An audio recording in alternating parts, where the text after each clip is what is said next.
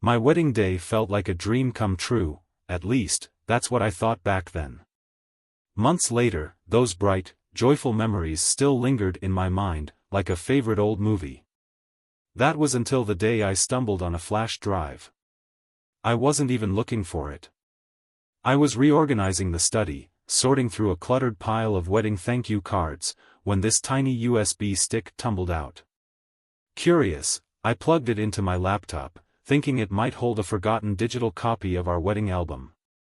Instead, I found something else, hundreds of unedited photos, shots the photographer must have missed during final edits. At first, it was a pleasant trip down memory lane. There was Olivia, my wife, glowing in her lace gown. I couldn't help but smile at the images of her bridesmaids surrounding her, laughing and toasting to her happiness. Some candids made me chuckle, my best man making faces during the speeches, my mom dabbing her eyes with a tissue, and the flower girl clutching her basket like her life depended on it. Everything looked perfect, just as I remembered. But as I kept scrolling, something started to bother me. Danielle, Olivia's maid of honor and closest friend, kept catching my attention. She was in nearly every photo, a constant presence, always near Olivia. At first, I brushed it off. Of course, she'd be around. She was Olivia's best friend, practically family. Still, in some pictures, she'd disappear entirely, only to pop back up a few frames later, looking flushed, her hair slightly out of place. It was odd. And then I found that photo. It wasn't even a proper shot, blurry and poorly framed, like the photographer had clicked the shutter accidentally. Through a half-open door in the bridal suite, I could see Olivia and Danielle. They were alone. Olivia's hands rested on Danielle's shoulders, and Danielle leaned toward her. Their lips were pressed together. I stared at the screen, my chest tightening. At first, I tried to rationalize it. Maybe it was just an innocent moment, a friendly peck between best friends caught at a weird angle. But the more I looked, the harder it was to convince myself. The way their bodies leaned into each other, the way Olivia's fingers curled ever so slightly into Danielle's dress, it was too intimate, too deliberate. This wasn't just a celebratory kiss. It was something else. I didn't know how long I sat there, frozen. My mind was racing, but the questions didn't stop. Was this a one-time thing? Had it happened before? Was it still happening now? And how could Olivia have stood in front of me that day, promised me forever, and kept this secret? The thought made me sick. My first impulse was to confront her immediately, but I hesitated. What would I even say? I didn't have enough context, and if I accused her without proof or understanding, it could all blow up in my face. No, I needed to wait. To watch. To figure out the truth before I made my move. For the next few days, I couldn't stop myself from scrutinizing everything Olivia did. She didn't seem suspicious. If anything, she was the same as always, affectionate, cheerful, and completely unaware of the storm brewing in my head. We ate dinner together, planned our next vacation, and even joked about silly things like who left the milk out. On the surface, everything was fine. But I noticed little things. When her phone buzzed, and she smiled before tucking it away, I couldn't help but wonder, was it Danielle?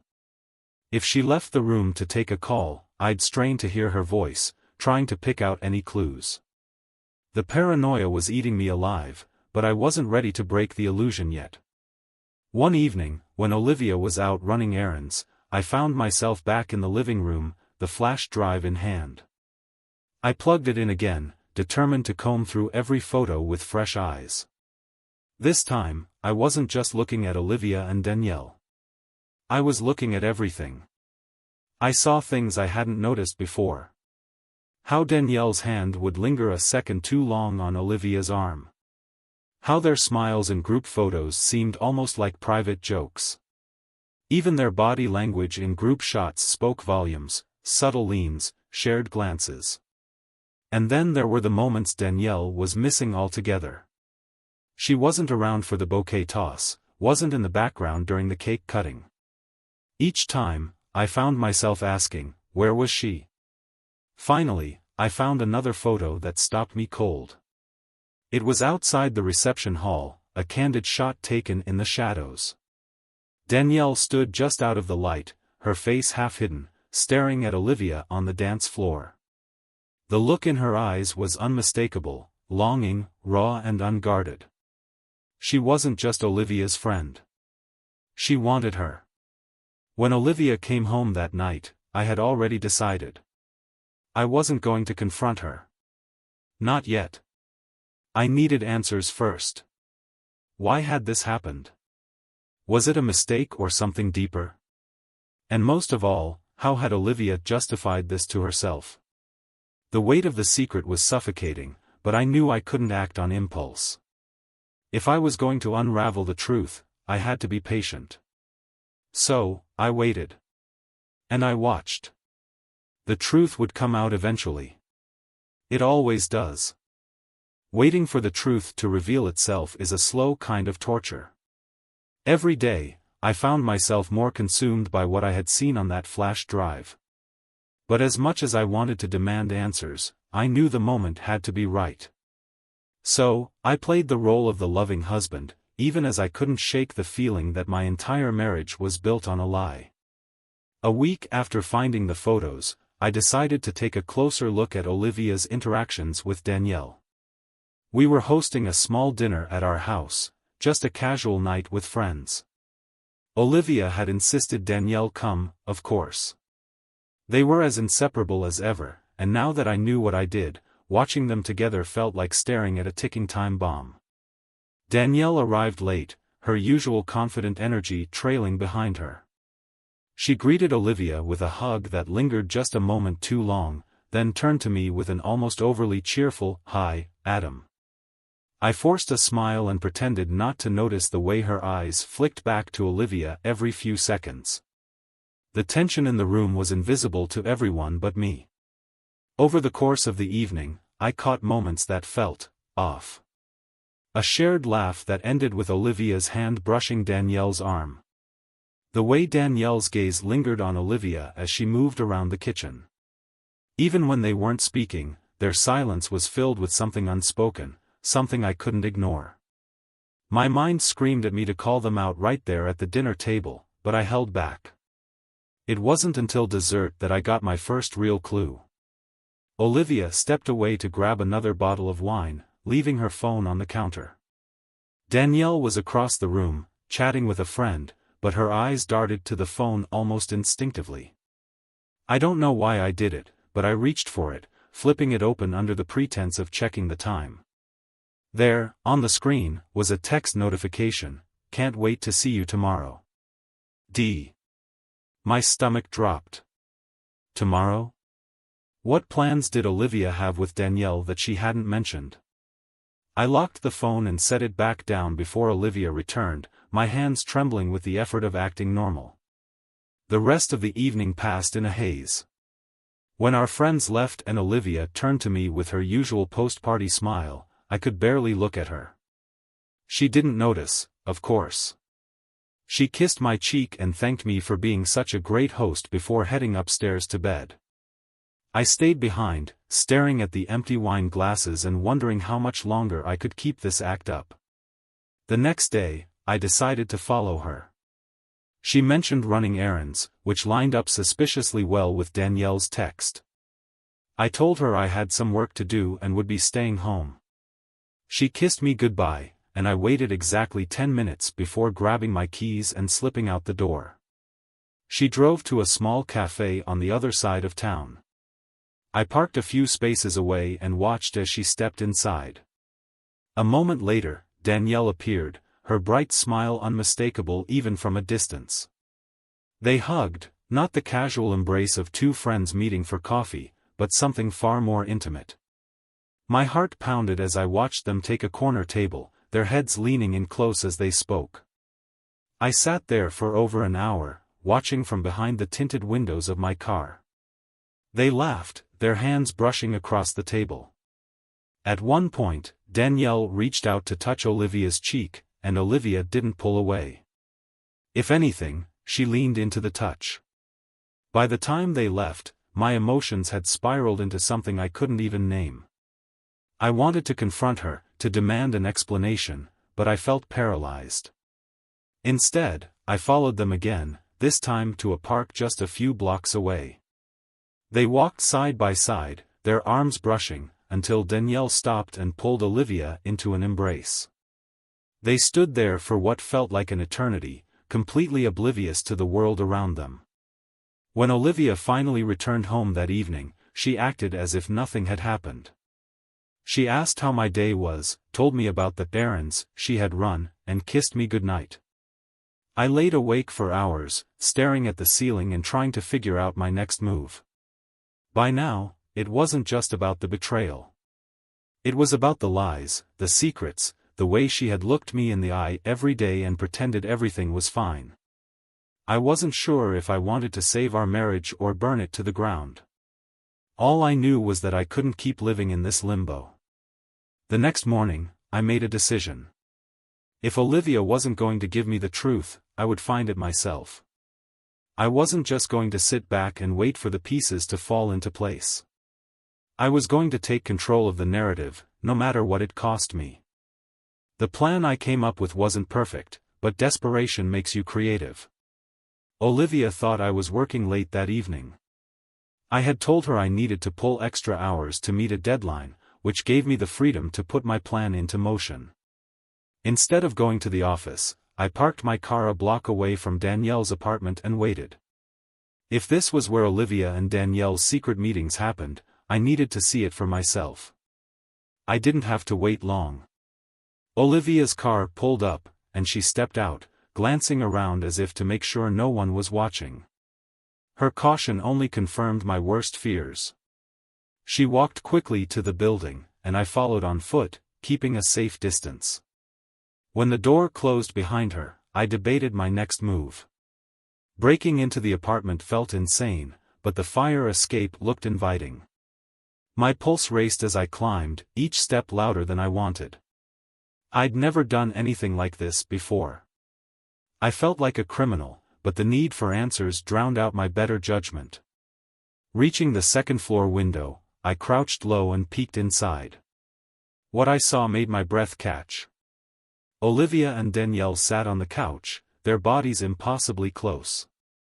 Danielle was holding Olivia's hand, her thumb tracing gentle circles over her skin.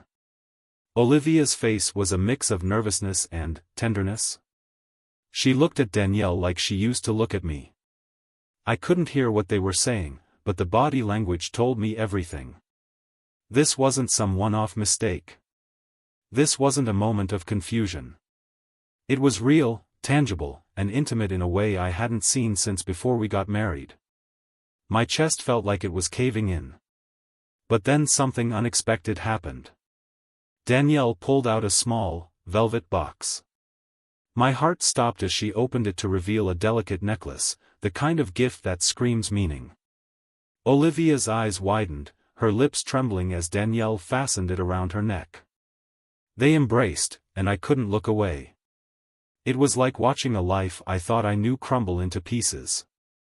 Just as I was about to retreat, my foot slipped, and the noise shattered the silence. Both of them froze. Danielle got up and moved toward the window, her eyes scanning the fire escape. I flattened myself against the wall, praying she wouldn't see me. Seconds felt like hours, but eventually, she shrugged and went back inside. I climbed down as quickly and quietly as I could, my hands shaking with adrenaline. Back in my car, I tried to process what I'd just witnessed. The necklace, the affection, the secrecy, it all painted a picture I didn't want to see. But the most haunting part was the realization that Olivia had never looked at me the way she looked at Danielle tonight. Not even on our wedding day. The drive home was a blur. I felt like a ghost, moving through the motions of a life that suddenly didn't feel like mine. When I walked through the door, Olivia was already there, waiting for me with a warm smile. "How was work?" she asked, her voice filled with genuine curiosity. The hypocrisy of it made my blood boil. "Fine," I said, barely meeting her eyes. "Just another long day." She didn't press for details, instead wrapping her arms around me and kissing my cheek. It took everything I had not to pull away. That night, I didn't sleep. My mind churned with questions and possibilities. What was I supposed to do with this information? Confronting her felt inevitable, but I couldn't shake the feeling that I needed to dig deeper. I needed to understand why. Why Danielle? Why now? Was this something I had done, or was it something broken in Olivia all along? The next morning, I decided to do something I'd never considered before. I hired a private investigator. It felt dramatic, almost absurd, but I needed answers I couldn't get on my own. If Olivia was lying to me, I needed the full picture. The investigator was a no-nonsense woman named Evelyn.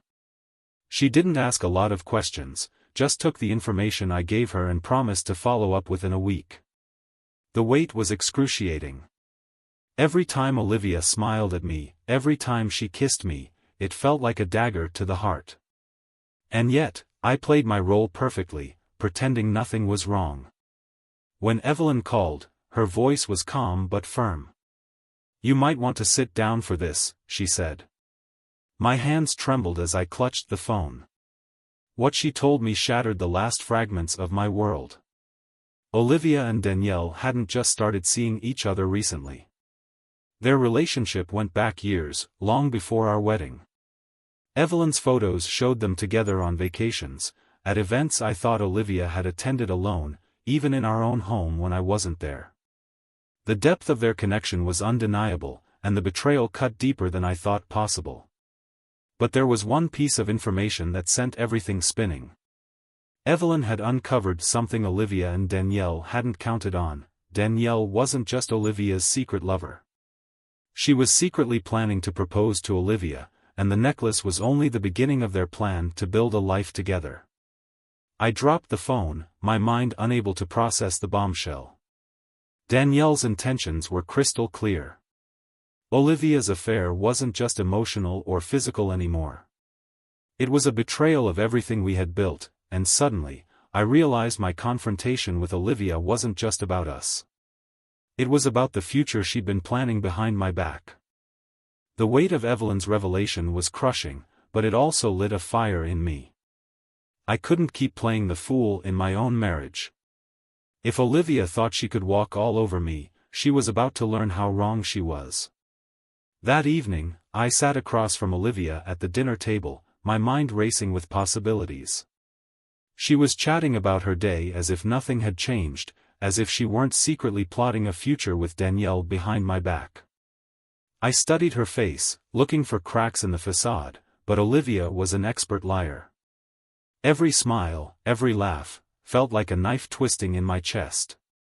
"Hey," I said casually, interrupting her story about a coworker's mishap. "Do you remember where you were last Thursday evening?"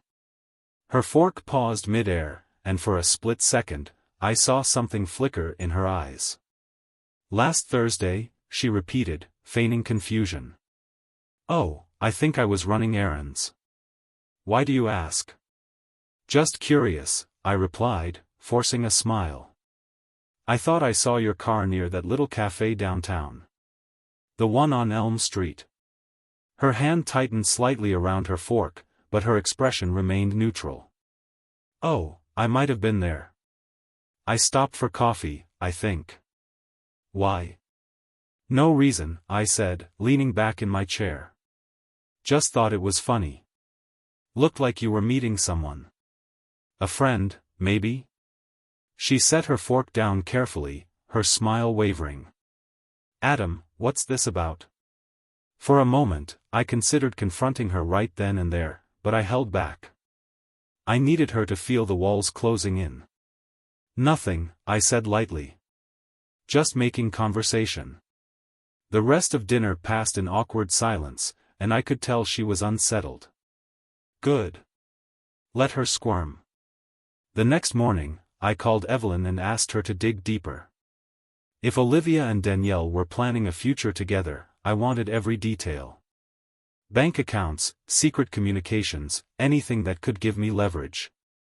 Evelyn agreed without hesitation, her efficiency both impressive and unnerving. I wondered how many other lives she had dismantled with her skills. Meanwhile, I decided to take matters into my own hands. If Olivia had secrets, then maybe Danielle did too. It didn't take long to find Danielle's social media accounts. Most of her profiles were private, but one, a secondary Instagram account, was left open. Scrolling through her posts, I found photos that matched the timeline Evelyn had described: vacations, dinners, and candid moments with Olivia. But one post stood out. It was a photo of Danielle at a beach resort, captioned, "Best week of my life. Can't wait for what's next." It was dated just a month before my wedding to Olivia. I stared at the image, my mind racing. Who else knew about this? What plans had Danielle and Olivia made without me noticing? The questions buzzed in my mind like angry wasps, and I realized I couldn't wait any longer. The time for subtlety was over. It was time to confront Olivia and finally get the truth. That evening, I decided there was no turning back. I waited until Olivia had finished her nightly routine and settled into the living room with her cup of chamomile tea. She looked up as I entered, her face calm and unsuspecting, completely unaware that her web of lies was about to unravel. "We need to talk," I said, my voice steady but firm. She frowned slightly, setting her mug down on the coffee table. "Okay, what's going on?" she asked cautiously. I sat across from her, holding her gaze. "I know about you and Danielle," I said plainly. Her expression froze, and her hands instinctively gripped the edge of the couch. For a moment, she looked like she might deny it, but then her shoulders slumped, and she let out a shaky breath. "Adam, she started, but I cut her off. "Spare me the excuses," I said, my tone sharper than I intended. "This isn't just about you sneaking around behind my back. It's about everything you've hidden from me, everything you've built with Danielle while pretending to be my wife." Tears welled in her eyes, but I didn't let it sway me. "How long?" I demanded. "How long have you been lying to me?" "It started before the wedding," she admitted, her voice barely above a whisper. "I thought I could stop, Adam. I thought marrying you would make it go away, but," her voice broke, and she buried her face in her hands. "But it didn't," I finished for her, my chest tightening. "And now you're planning a life together. Did you think I wouldn't find out? Did you think I'd just sit here and let you make a fool of me?" "I wasn't trying to hurt you," she said, looking up at me with red-rimmed eyes. I care about you, Adam, I do." "But Danielle," she trailed off, unable to finish the sentence. "You've destroyed everything," I said, my voice breaking despite my best efforts to stay composed. "Our marriage, my trust in you, everything. And for what? For a relationship built on lies and betrayal?" She reached for me, but I pulled away, standing up to put distance between us. "I can't do this anymore, Olivia. I won't. You made your choice, and now I'm making mine." "Adam, please," she begged, tears streaming down her face. "Let me explain. Let me try to fix this." I shook my head. "You can't fix this. Not this time." I walked out of the room, leaving her sobbing on the couch. The weight of the confrontation lingered heavily on my shoulders, but for the first time in weeks, I felt a strange sense of clarity. The truth, as painful as it was, had finally come out, and there was no going back. The next few weeks were a whirlwind of lawyers, paperwork, and uncomfortable conversations. Olivia moved out, and I began the slow, grueling process of rebuilding my life. From what I heard through mutual friends, they moved to another state to start fresh. They're living together now and are even planning to adopt a child, trying to build the family they've dreamed of. As for me, I've learned to embrace the freedom that comes with letting go. The scars of betrayal don't fade easily, but they've made me stronger, more resilient. I've started over, building a life rooted in honesty and self-respect. And while the pain of what happened will always be a part of me, it no longer defines me. Sometimes, the truth doesn't just set you free. It gives you the strength to walk away and never look back.